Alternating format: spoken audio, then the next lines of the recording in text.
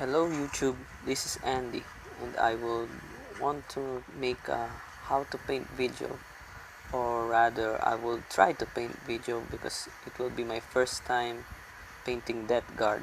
And here are some cool looking models from the No Fear box set. They have really good and sharp details. Now for a twist, I will roll a 1d6 to find out which of the models will I use on the video. So the guy on the upper left will be 1, then 2, 3, 4, 5, and 6. So let's start to roll the dice.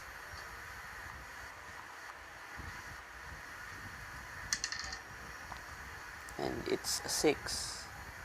So that dude over there. Nice. This model looks good with those exhaust and those skull detail there. This will be a great example for our first how to paint video. So good luck to me, and let's start on the first step, which is basing. Base coating. First is to clean the model with a cleaning brush. I use some trico cleaning brush. And to start with basing, I use a flat brush. And the first color we'll use is Death Guard green. I primed the miniature white because lore-wise that's the initial color of the Death Guard. It's white, so I started with white to bring some bit of narrative into the painting. But kidding aside, it's more convenient to have a spray of Death Guard green because Death Guard green is a color that doesn't cover very well. As you can see, most base colors have already a strong opacity when it hits the primer, but Death Guard green was so light. Even though it's thinned properly, it's very opaque. After using a flat brush in the first coat of Death Guard green, I switched to a size 2 Taklon brush in order to get into the finer details, which are the inside recesses of the model. Most base color cover in 2 to 3 passes, but Death Guard green took 3 to 4 coats before it was fully covered.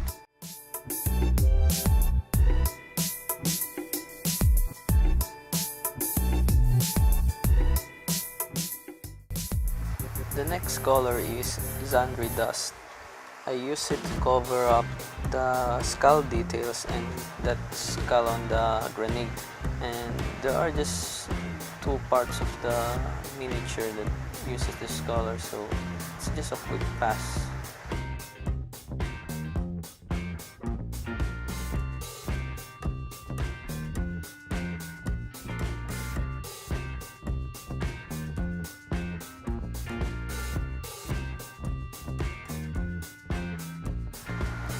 With a small layer brush, I will paint the trims and the bronze details with Balthasar Gold.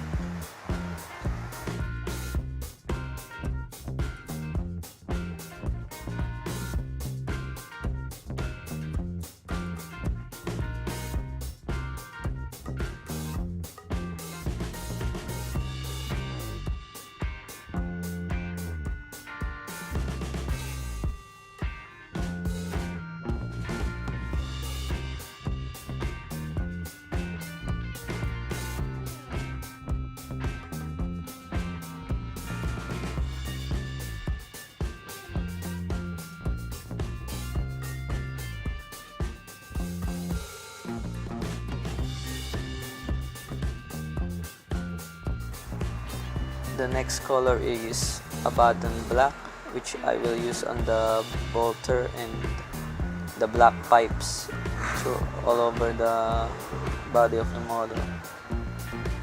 There are 2 pipes in the model. The one is called Respirator. The one that looks like a pipe on the Zaku's head is in a metallic color, while the straight pipe that does look a charger wire is what I painted a button block.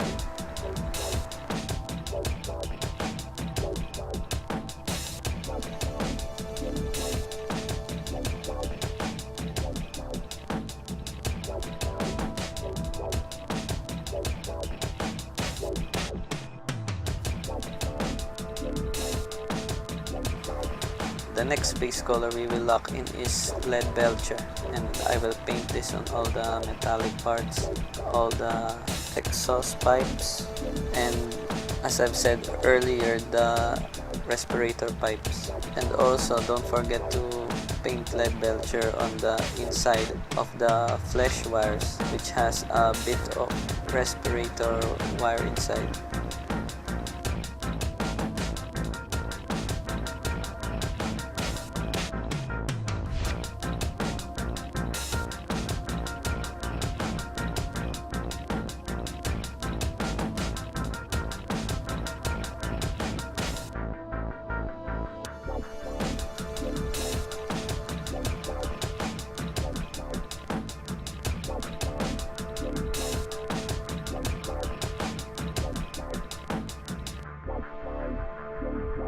The next base color will be corn red, and I will be painting corn red on the eyes, on the straps, and most notably are the straps that is keeping the bolter.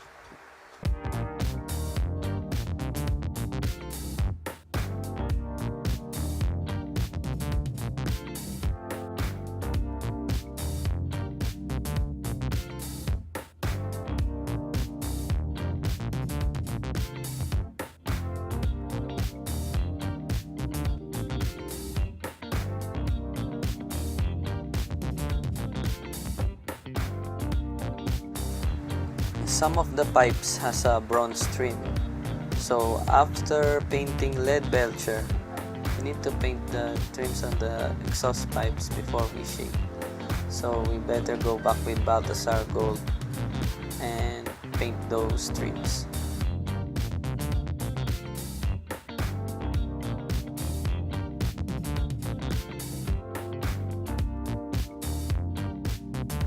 Last but not the least, there is only one detail we need to put base color on, and that is the handle of the plague knife.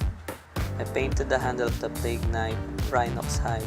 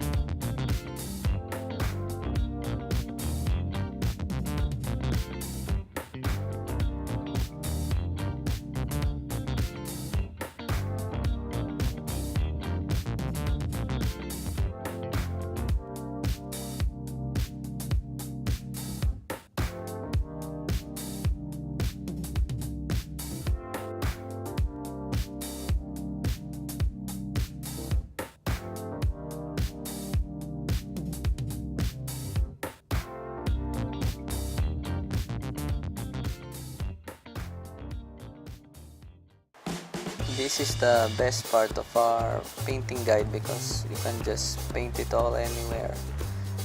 Any area of the model, just paint it with Agrax Earthshade. Be liberate, be free, just shade it.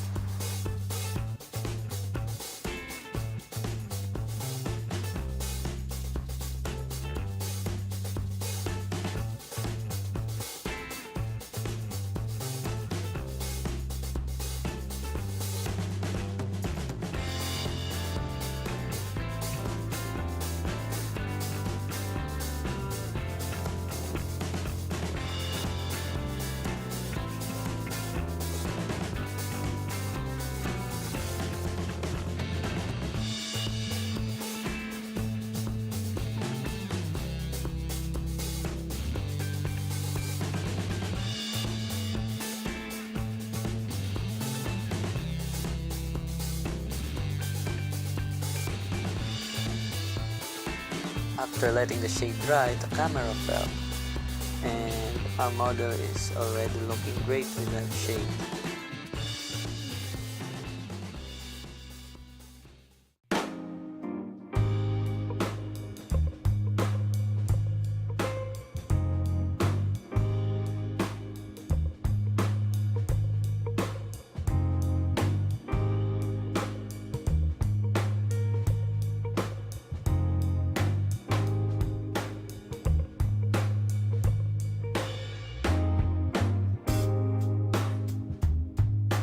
Next step is to clean the parts where we got carried away with that guard green.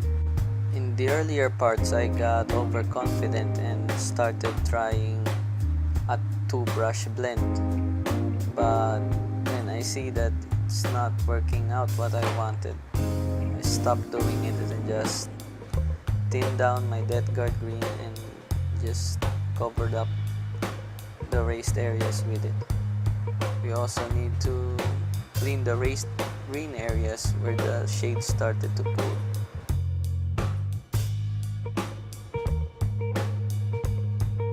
After cleaning, the next step is to put our first edge highlight, and it's Elysian green. I put Elysian green on the cracks and the raised edges, and most notably, there are many cracks on the upper body of the model, and the edges include the helmet, the fingers, and at the back. Also, I use Elysian green as a layer over the slime areas, and notably these are found at the left hand and at the back of the plague knife.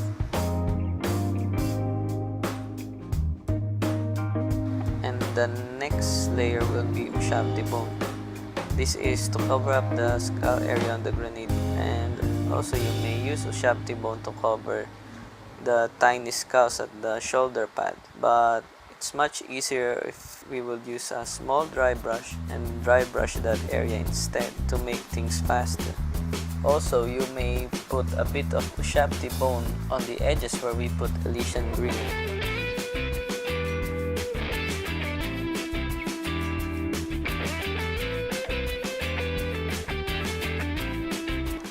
Following steps are in a random order. You can start with the flesh pipes and the mutations, but you can also punch in edge highlighting, the bolter case, or to layer the eyes. So what I did was I layered the eye first, and I used a dot of Wild Rider red for the eyes, and then following up with a layer of Mephiston red.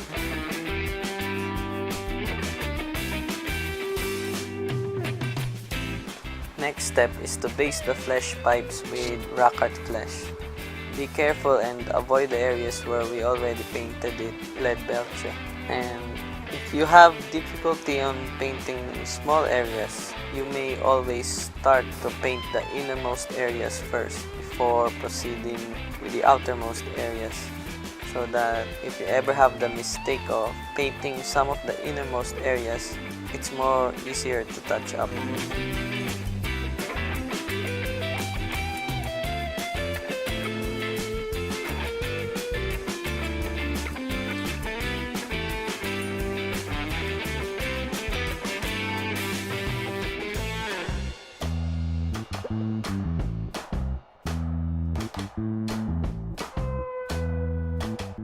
Next is we base the mutations or the tentacles with Bagman's glue.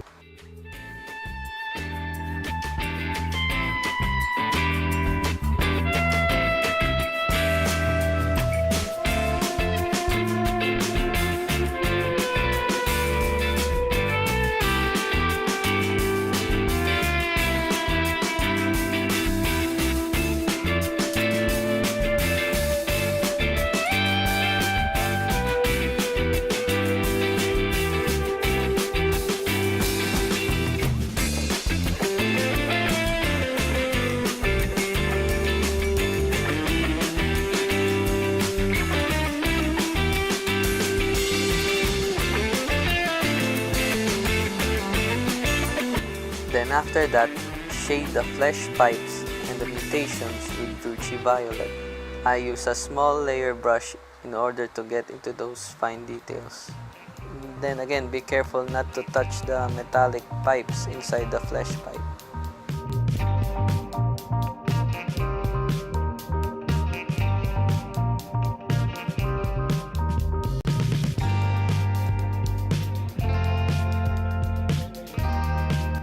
To add a more putrid effect on the flesh pipes, we shade it one more time, but this time using Rakeland flesh shade.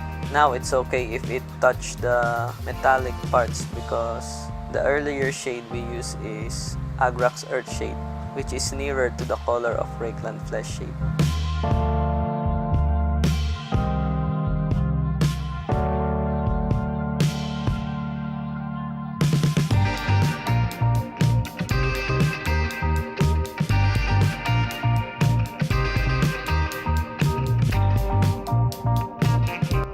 After the shades dry, we use Bagman's Glow as a layer on the tips of the tentacles and also to the raised areas of the tail-like mutation at the back.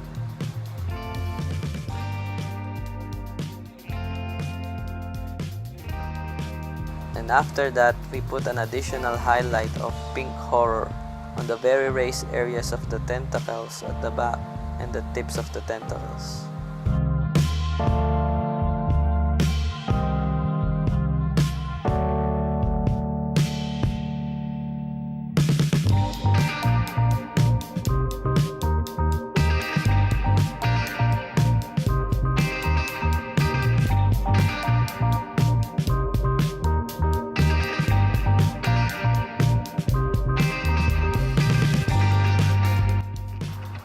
For the flesh pipes, we use rock art flesh again, but this time only as a highlight. Let some of the violet and brown shades show.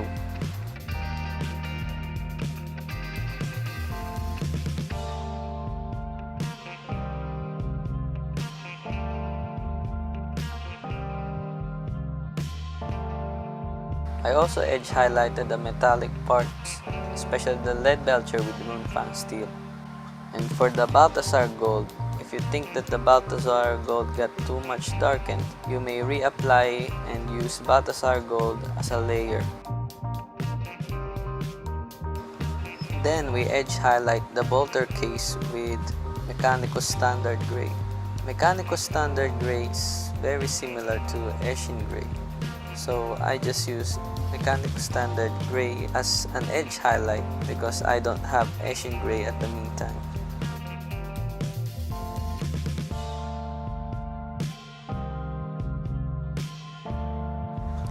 The last two parts are purely optional, but to add more detail into the model, I use Blood for the Blood God technical paint and Nurgle's Rot on the model. I use Nurgle Rot on the slime substance on the armor and at the back of the plague knife. And I used Blood for the Blood God on the areas where the mutation and the pipes meet the armor. Also, don't forget to add them on the exposed areas on the flesh pipes and also the large crack on his right arm.